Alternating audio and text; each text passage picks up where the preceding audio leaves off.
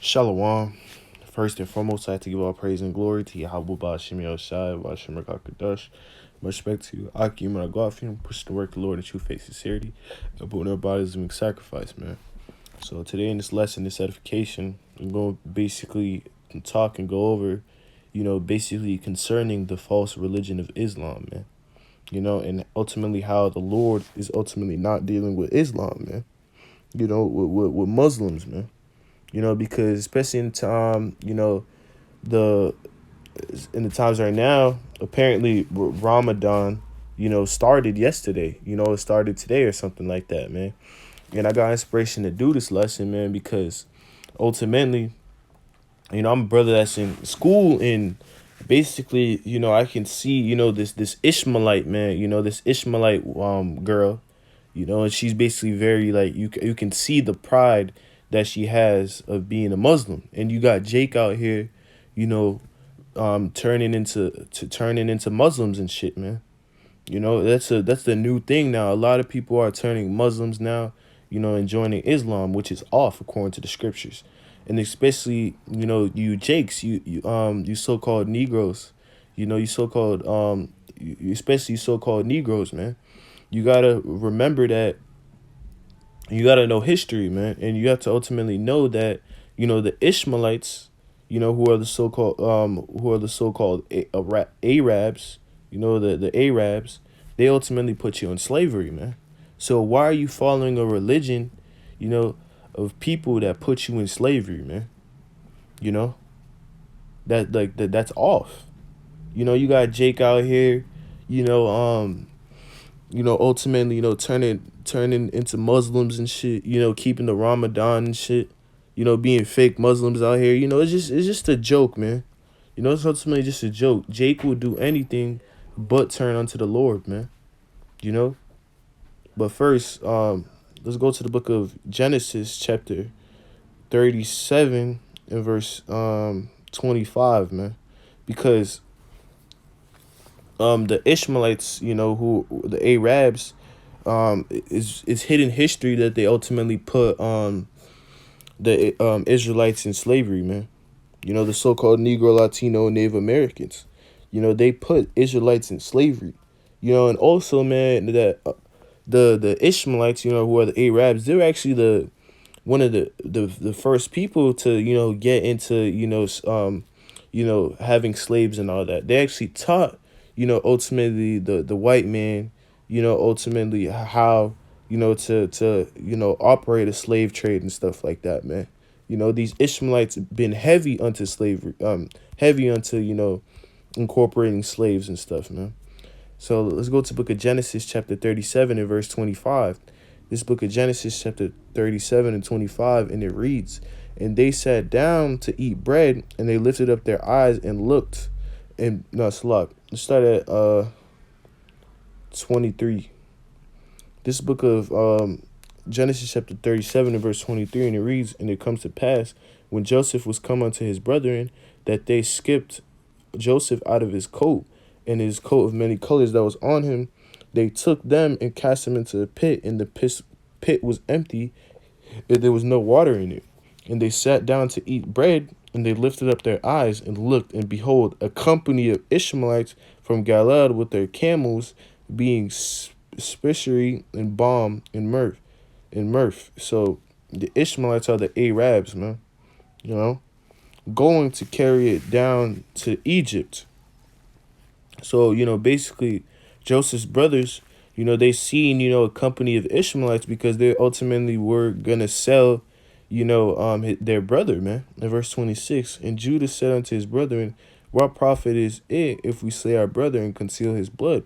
In verse 27, "Come and let us sell him to the Ishmaelites, and let not our hand be upon him, for he is our brother in our flesh, and his brethren were content," man. So out of every other nation, why do you think they would sell their brother, to the Ishmaelites? Because the Ishmaelites, who are the Arabs, were heavy unto having slaves, man. They were heavy into that, man. In verse 28, And then there passed by the Midianites merchant men, and they drew and lifted up Joseph out of the pit, and sold Joseph to the Ishmaelites for 20 pieces of silver, and they brought Joseph into Egypt, man. So, out of everyone, man, why do you think that the brothers sold Joseph unto the Ishmaelites, man? Because the Ishmaelites, were into having slaves, man. You know, and there's actually a book, man. There's a book, that ultimately goes into the slavery in the Arab world, man. Because the Arabs, man, they're heavy, into having slaves, man. They actually put the so-called Negroes in slavery too, man. Look, man. Slavery in the Arab world. Maury Gordon.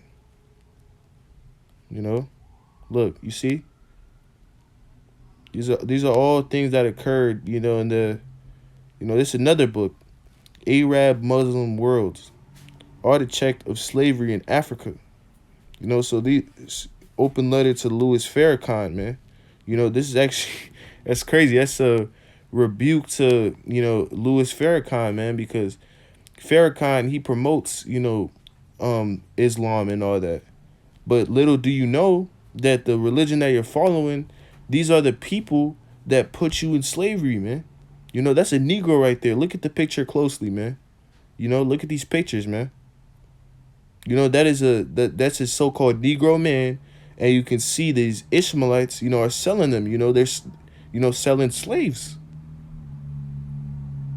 You see, look. So it reads in this. It says 140 million victims of the Islamic slave trade. However, at least 28 million Africans were enslaved by the Muslims, and at least 80% of those captured by the Muslim slave traders were calculated to have died before reaching the slave markets, man. So this is hidden history that ultimately Muslims put, you know, so-called African Americans, in slavery, man.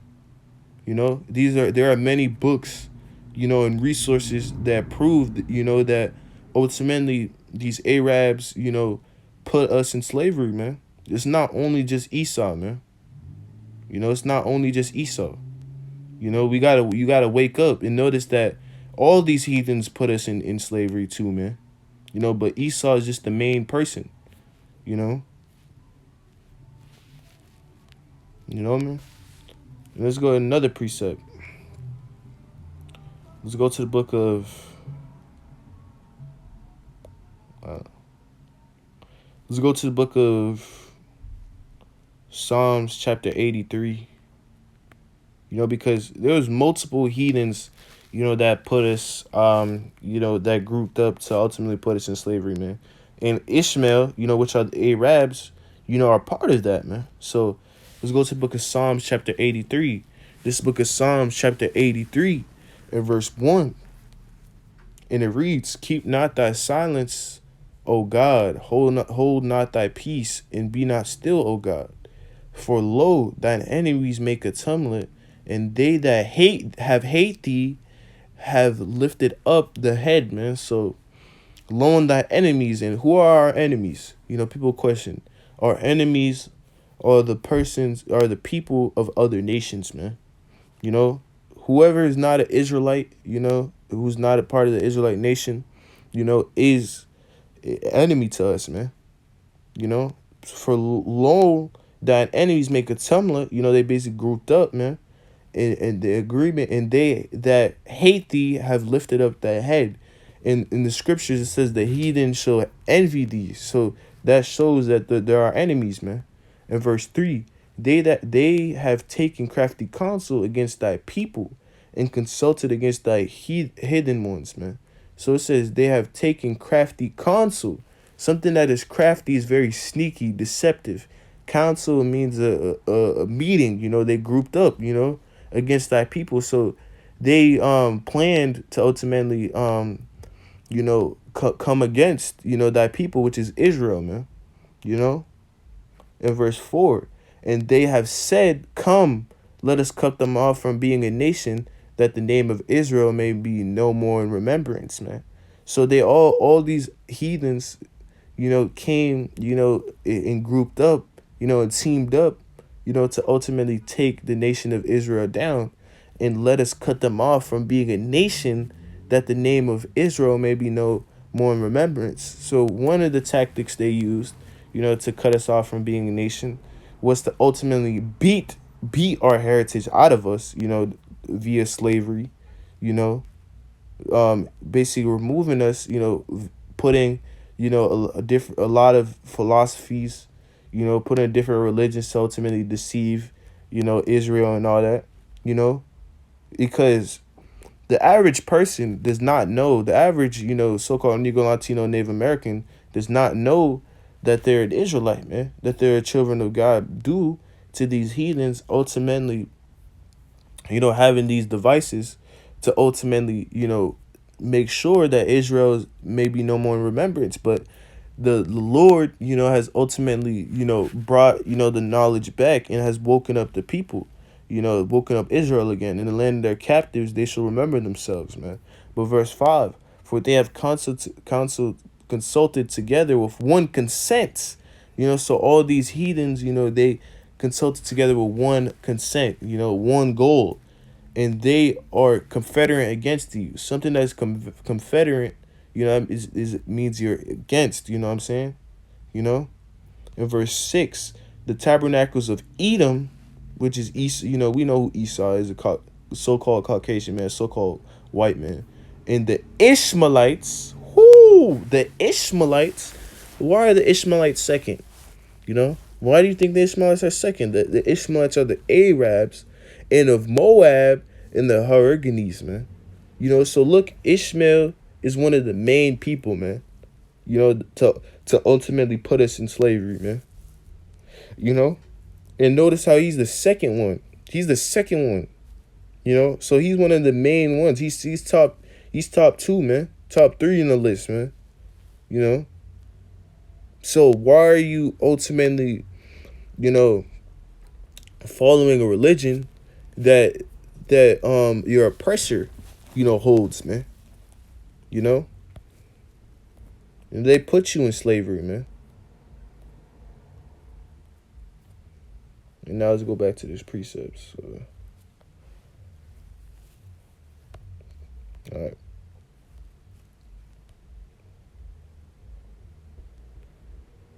All right.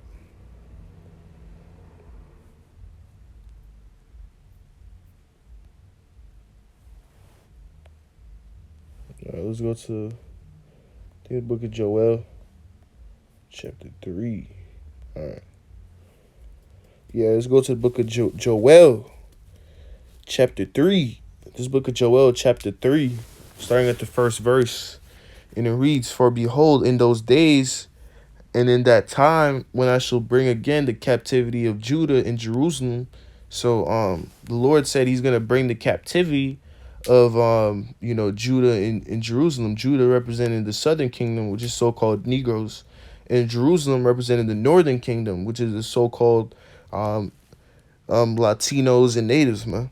In verse 2, I will also gather all nations, and I will bring them down in the valley of Jehoshaphat, and I will plead them there for my people and for my heritage Israel, whom they have scattered among the nations and parted my land. Verse 3, and they have cast lots for my people, and has given the boy for an harlot, and has sold the girl for wine, and then that they might drink, man. So basically representing that they've ultimately been selling Israel, man. In verse 4, yeah, and what have ye to do with me, O Tyre and Zidon, and all the coasts of Palestine? So Tyre, O Tyre and Zidon, they're all Hamitic, those are Hamites, man.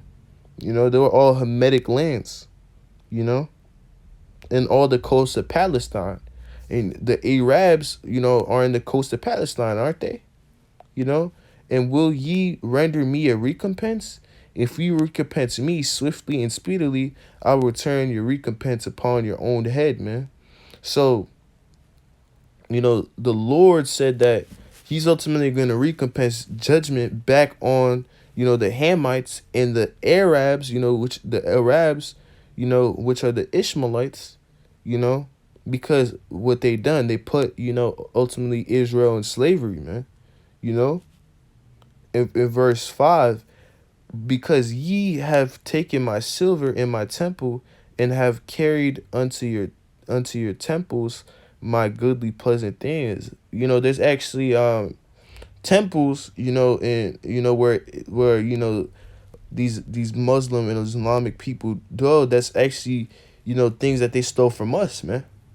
You know, I forgot the exact artifact and place, but basically, they took our, certain, of our ways, and basically made it into their own, and that's identity theft, man.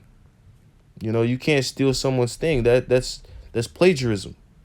In verse 6, the children also of Judah and in the children of Jerusalem have ye sold unto the Grecians, that ye might from far remove them far from their border, man. But if you go into the word Grecians, it translates to the word Yahweh, which is representing Japhites. But the thing is that Esau, which is the Grecians, he took on basically the land of the the Japheth, man. So basically that makes him, ultimately the he's the ruler, he's ultimately the ruler of that place now, so basically that's representing the Grecians, which is Esau, man. In that context, some people might, try to go into the word and say it's talking about, Japhet and all that, but no. The thing is that you have to remember the Grecians, the Edomites, took, the land of the Japhites, man, and ultimately made it into their own, which means now that it's Esau's now, man. So let's read that again. The children also of Judah and the children of Jerusalem have ye sold unto the Grecians, which are the Edomites, which is so-called white men, that ye might remove them far from their border, man. So if you go into the history, you go into the slave trade, the Ishmaelites, actually sold, the so-called Negroes, Latinos, and Native Americans, ultimately to the white man. The Hamites and the Arabs, the Hamites, which are Africans, the Africans, they sold us in slavery too, and also the Arabs, man. They sold us to the white man. And in verse 7, behold, I will raise them out of the place which ye have sold them, and will return the recompense upon your own head. So the Lord says, man, he's going to do the same thing to you. You put my people in slavery, I'm going to put you in slavery. In verse 8, and I will sell your sons and your daughters into the hand of the children of Judah, and they that shall sell them to the Sabians, which are the Hamites, man. Because wait, first the Hamites, right? The Hamites actually, sold to the white man, but the Arabs sold Israel, so-called Negroes, Latino Americans to, the Hamites. Then the Hamites sold them unto the white man, So ultimately, the Sabians, are the Hamites, man. To people far off, for the Lord have spoken it. So ultimately, in the kingdom of heaven, we're gonna have these heathens in slavery, and you Ishmaelites, you Hamites, you Edomites, all that, your children are gonna be sold, man, to us, man. And we're gonna put you in slavery for 1,000 years, But you heathens, after a 1,000-year reign, of us putting you in slavery, these heathens are gonna, besides Esau, because Esau, I thought I was gonna give Esau a break, but hell no, I gotta get on his ass too, man. But these Edomites, are after 1,000 years of slavery, they're gonna be exterminated. But the other nations, they're gonna be put into their own land, But that's gonna be a long 1,000 years, man, because one day in heaven is 1,000 years. So if you do the math, that's a long time, man. That's a long time. You know, of y'all, being in slavery, and it's gonna be time's gonna go by slow. So that 1,000 years beyond slavery, it's not gonna be good, man. You know. So even the scriptures speak, man. Because if you go into history, man, the so-called Arab man, the Arab, sold, the so-called Negroes, to the white man, you know. So the scriptures are alive, man. These scriptures are prophetic, because if you go into history, did this happen? Did this happen? Look at this, man. An Arab slave market. You see, bro. This is all hidden history. There's books, that expose, the hidden, slave trade, the hidden, Arab, Muslim slave trade, man. They were part of that. Also, the Ishmaelites, actually, they actually created the slave ships, man. They actually created it, man. They actually built those slave ships to ultimately put slaves on there, man. So these Ishmaelites were heavy onto slavery, onto having slaves, man. And there's plenty of movies and all that. Like if you watch the movie Gladiator, it shows, like the history of them having slaves and all that. Like in this truth, you really got to be a scholar. There's a saying, to know the mystery, you got to know the history, man. So you got to make sure you ultimately know history too, man. Because to understand the scriptures, you have to know history, and you have to know words, you have to know etymology, and ultimately you got to have the Holy Spirit, man. But the Lord said He's gonna judge you Ishmaelites, man, for putting us in slavery, man.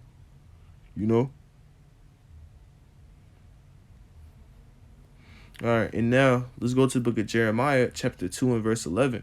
This book of Jeremiah, chapter 2 and verse 11, and it reads, "Have a nation changed their gods, which are yet no gods?" So, you can't, how can you change your God if there's no other gods besides one God, man, which is Yahweh Ba'ashem Yahushai? But my people have changed their glory for what which doeth not profit, man. So, you got a people out here, going into, Islam and all that, But majority, you see the people, especially black people, being Muslims, they're all in jail, man. They're all in jail. Why can't Allah take you out of jail? The prophets, the prophets who are in the will of Yahweh Ba'ashem Yahushai, the only true God, they ultimately, got broken out of prison. They got released out of prison by angels and all that. How come Allah isn't doing that, man, for y'all niggas? So Israel, man, Hosea 4 and 6, my people are destroyed for lack of knowledge, man. Going into Islam and shit. Man, you got people keeping the Ramadans, whatever that bullshit is. You fasting for no reason, man.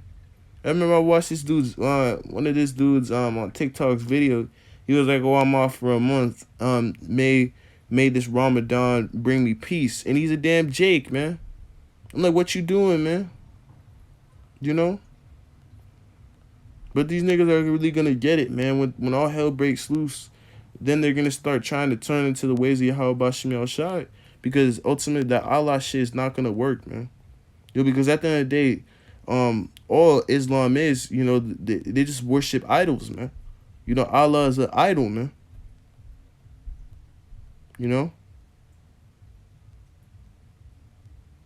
Allah is an idol. Yeah, man. We're gonna show that, man. First, let's go to the book of uh, letter of Jeremiah, chapter 1 and verse 4. Letter of Jeremiah, chapter 1 and 4, and it reads, "Now shall ye see in Babylon gods of silver and of gold and of wood and borne upon shoulders, which causeth the nations to fear." So you know this is a prophecy that ultimately you're going to see in Babylon, which, America, gods of silver, you know, and of gold and of wood. It's all representing idols, man. Which cause the nations to fear. So, like, Islam's a prime example, man. The Roman Catholicism. That's a prime example. All these wicked, uneven religions. This is prophecy that it would be in America, man. All these, forms of idolatry, man. Because at the end of the day, Islam is just built on idolatry, man. It's actually they actually worship. If you see, like Islam and Muslims, you can see when they wear certain things, or something, Islamic countries, you can see a crescent moon, which represents that they ultimately worship the moon.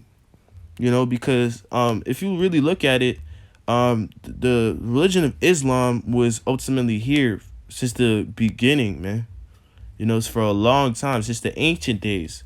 But they just kept changing the names. They just kept changing the names. But mainly the nation of Islam, they worship the moon. They worship the moon. They this moon worship, man. The moon god, man.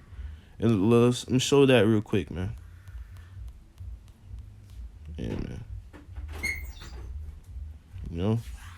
And look at the screen. This is from a article. It says history proves that before Islam came into existence, the Sabians in Arabia worshipped the moon god, who was married to the sun goddess, man. So basically, Islam, the concept of Islam, it wasn't called Islam, but the same type of worship, which is the worship of the moon god has always been here. And the Sabians, which are Hamites, they worship the moon god, man. And it says history proves that before Islam came into existence, the Sabians in Arabia worshipped the moon god, who was married to the sun goddess.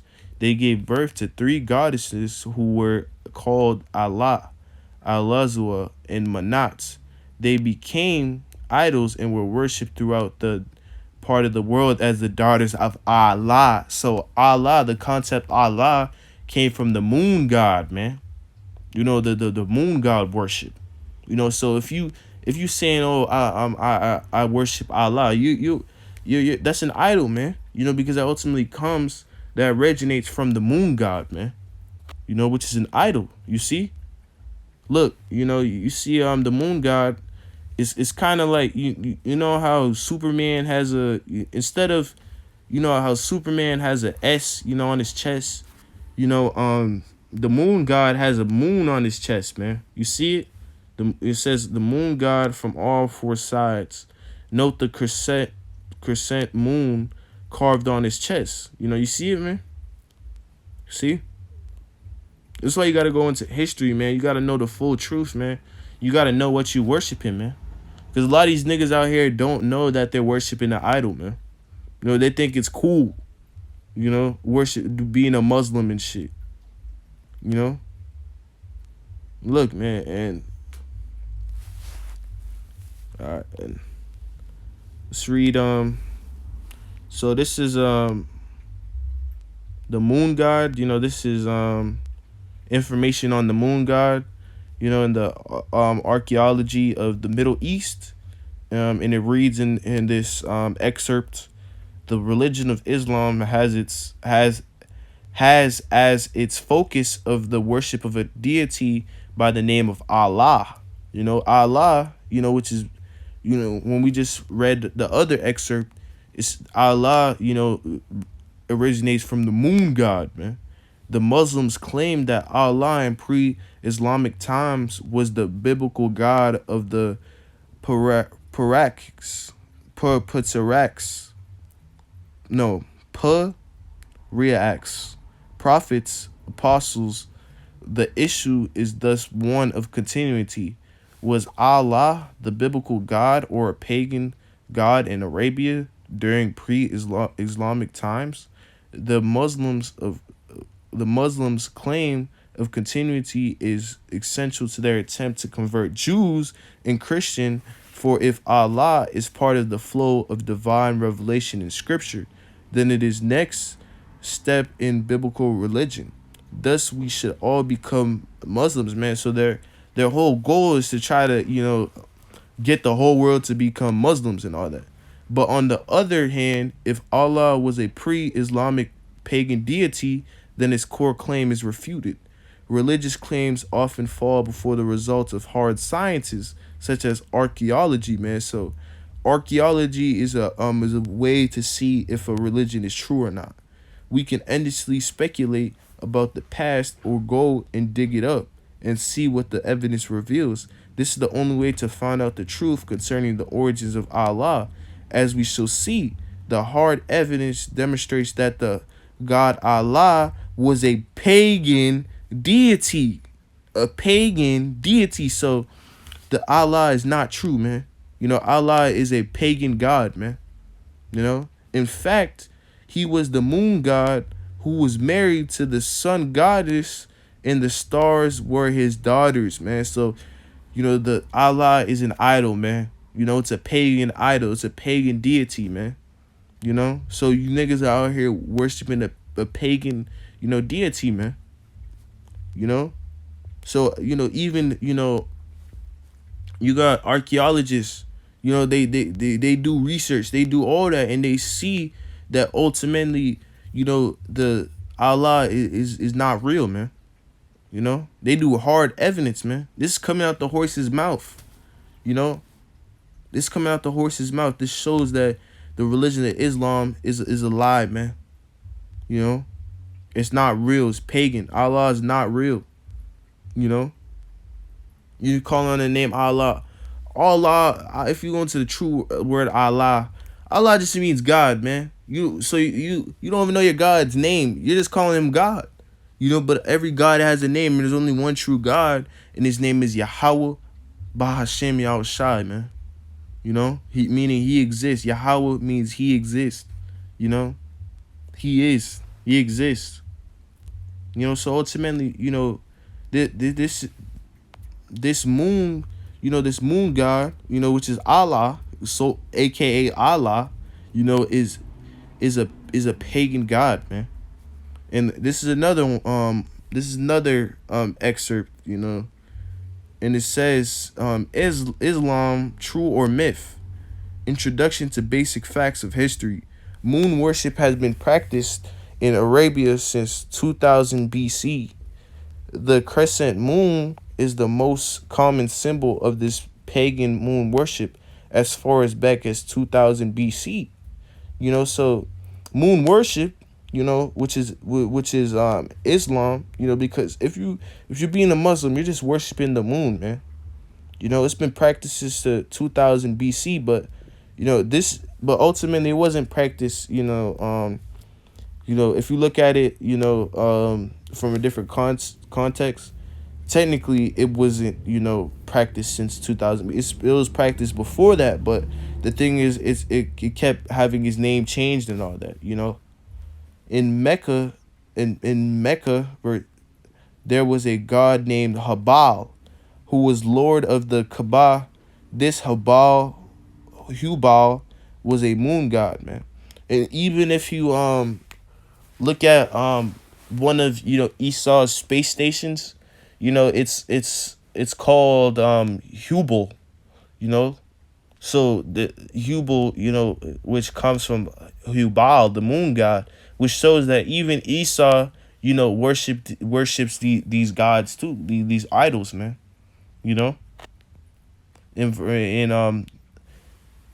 And this Hubal was a moon god.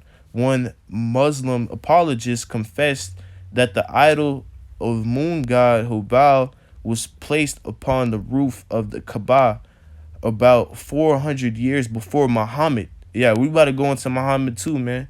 This may in fact be the origin of why the crescent moon is on top of every monarch at the Kaaba today, in the central symbol of Islam atop of every mosque throughout the world, man. About 400 years before the birth of Muhammad, one Amr bin Lyle. So even a Muslim apologist, he confessed that the idol of the moon god, man, was placed, upon the roof of Kaaba about 400 years before Muhammad, man. So this always been, idol worship, man. Being Islam and shit, man. And Muhammad, Muhammad, he was a heathen, man. He was a heathen who ultimately went onto the ways. He ultimately stole some of the ways of Israel, man. He got inspired, to do he got inspired to become a prophet, from Saint Augustine, man. And Saint Augustine, but if you go into this book, City of God, Confession, you know, um, he basically got inspiration from a Roman Catholic church, man. So he got inspiration from the Roman Catholic Church, and the person that he got it from, Saint Augustine. When you go into the word Augustine, it means witchcraft, man.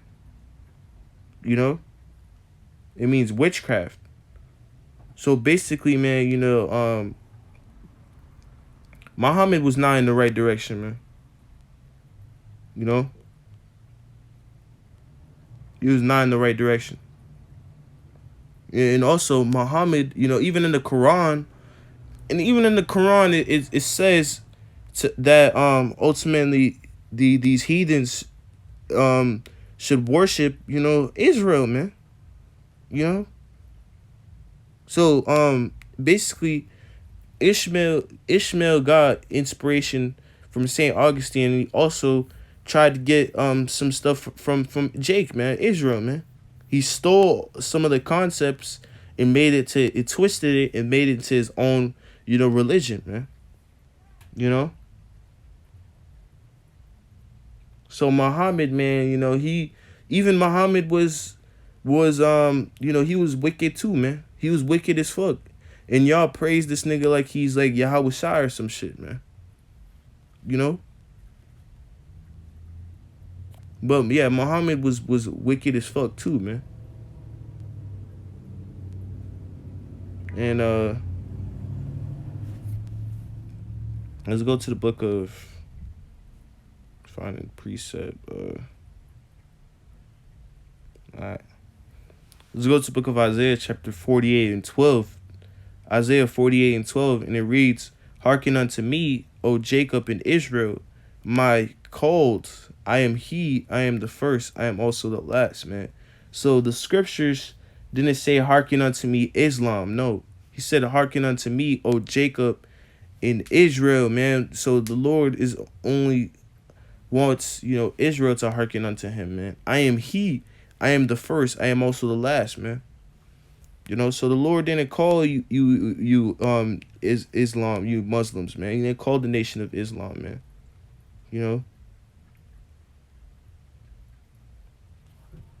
Yeah, man. But yeah, we're about to cut. We're about to ultimately show the similarities, between the Roman Catholic Church and Islam, man, because Muhammad, he took deep inspiration from the Roman Catholic Church to ultimately create the religion of Islam, man. They basically hired this dude to ultimately, they basically hired this dude to deceive. So basically who was it at the time? Damn. But fuck. get the spirit to remember it real quick. But basically, yeah, the Roman Catholics, you know, the Roman Catholics, they basically, inspired this dude and basically taught him the certain ways, man. They taught him ways, and because ultimately, if you look at Islam in the Roman Catholic Church, it's very similar, man. So basically, he Islam is basically an emulation. Muhammad basically emulated the Roman Catholic Church, man. Because it's basically the same thing, man. And let's see it real quick, man. It says the Roman Catholic Church and Islam have much in common. Both the Roman Catholic Church and Islam believe that they are the one true church/religion, and that's true, man.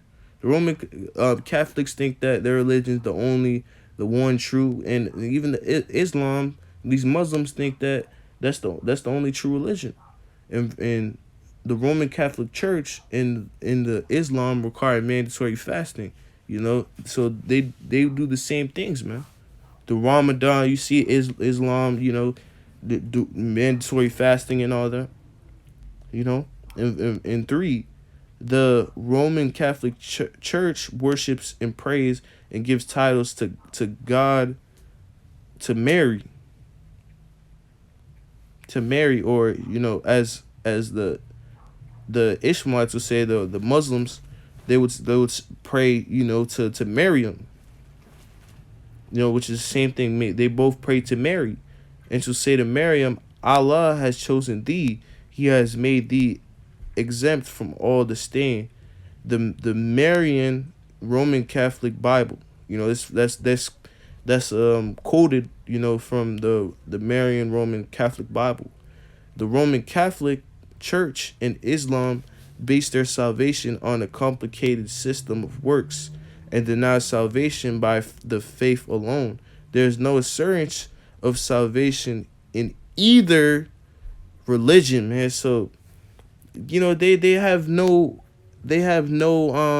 assurance of salvation in either religion, because they're both of their religions are not stable, man. That if you look at it, the religions, they both half-ass shit, man. Like, I'm looking at this Ishmaelite man who's a Muslim, man. I look at her, man. I'm like, yo, how do you have your head covered? How do you have your head covered, but you're still wearing pants? That's off. They basically half-ass shit. Like, first of all, in the scriptures, according to scriptures, you're not supposed to tell people when you're fasting. And then it's this damn, heathen Ishmaelite woman, who's a Muslim. She's out here telling everybody that she's fasting, telling teachers that she's fasting and shit. You're not supposed to tell people that when you're fasting, man. Basically trying to brag and shit, which shows that they don't follow the scriptures, man. Their religions is not scripturally sound. And the Quran is off. That's a made up book. You wicked niggas out here, trying to go into the Quran and all that. It's a fake book, man. It's a created book. A man created the Quran. In verse 5, both cults deny the biblical view of the atonement, man. So they don't keep the Day of Atonement, man. And the Roman Catholic Church doctrine dictates that one must go to purgatory to have his sin purged. So yeah, ultimately, yeah, they do the same things, man, and also they have the same rosary prayer beads concept, taken from paganism. So they both take things from paganism. In verse 8, not verse 8, but the Pope is the vicar of substitute of the Christ for the Roman Catholic Church. In 882 RCC Catholicism. In Islam, Muhammad is called the last and the final messenger of God, the successor of Jesus. So Jesus, man. So you see, it's similar, man. They both have a thing that's ultimately above, Yahushua, man. In verse 9, the Roman Catholic Church and Islam have their own divorce system. The Roman Catholic Church grants allurements, and Islam allows a man to divorce his wife by telling her she is divorced, man. So you see, they're quite similar, man. They're literally the same thing. They both worship the moon, man. They're both into moon worship, man. Because if you're a Catholic, you worship the moon. You know, if you're a Muslim, you worship the moon, man. You qualify in moon worship, man. And this is another similarity. The Roman Catholic Church and Islam share the hatred for the Jews. So they hate the true Jews, man, which is so-called Negro, Latinos, and Native Americans. And in the Roman Church and the Islam base some of their doctrine on pagan traditions. For the Roman Catholic Church, the traditions of goodness, rosary, pope, relics, purgatory, transubmutation, praying to dead people, idol worship are all based on paganism. The Allah of Islam was actually a pagan god and not even a major deity, man. So they, like, both of these religions, they're similar, because they both, base their doctrines off pagan traditions, man. Yeah, and also man, we have to get on these wicked popes, too, man. In the Catholic Church, they got popes out here, priests out here raping little boys and shit, that raping little boys, that goes on in the Catholic Church. And also it says, including popes, have a history of sexual abuse of women and children. Some of these wicked ass popes would actually, rape little kids. If the nuns, were they would rape nuns, or they would in certain occasions they would actually tell nuns to basically go fuck a nigga, because a lot of these nuns, man, they freaks out here, man. They freaks. Yeah, they'll do anything, man, with whatever the Pope tells them, man, to do. And Islam has a history of including Muhammad sexual abuse of women and children. So even Muhammad himself, he was a person who raped little kids, who raped women and little kids, man. So Muhammad was actually a wicked nigga, man, and you niggas treat him like he's Jesus or some shit. You so-called Jesus. You niggas treat him like he's the Messiah. But he's not, man. He's a wicked ass nigga, man. He's a wicked ass nigga. He did not do basically all Muhammad's tales and stories. Those are all fairy tales, man. Those are not real. The angel Gabriel did not come up to his dream, to him, and tell him all these revelations and all that. Muhammad, the Lord was not dealing with Muhammad, man. Muhammad is wicked, man. He raped children he raped children, man. And raped women. And evangelism to Roman Catholics, evangelism to Islam, man. So they're basically the same, man. The religion of Islam, is it's just as wicked as the Roman Catholic Church, man. So with that, Lord willing, we edify to give all praise and glory to Yahweh, Ba'ashim Yahushai, Ba'ashim Kakadash. I went on a basically, a slight commentary, basically on the wicked, and false religion of Islam, man. Because we see a lot of, so especially black people, going, trying to be Muslims and shit, but that's off according to the scriptures. And the whole time, if you're being a Muslim, you're engaging yourself in the religion of Islam, you are ultimately worshiping a pagan god, man. You are fasting. You niggas are fasting for no reason. You niggas, I don't know who you niggas are praying to. I don't know who Allah is. Allah is not real. He is not a real God. He is fake. And I already went into this, history of all that, man. You brothers out here, make sure, you out here, basically knowing your history, man, because, you know, you got to know histories, man. You got to make sure you're studied to be approved. Make sure you actually know, what you're doing. And especially people out here, you can't be just worshiping any God.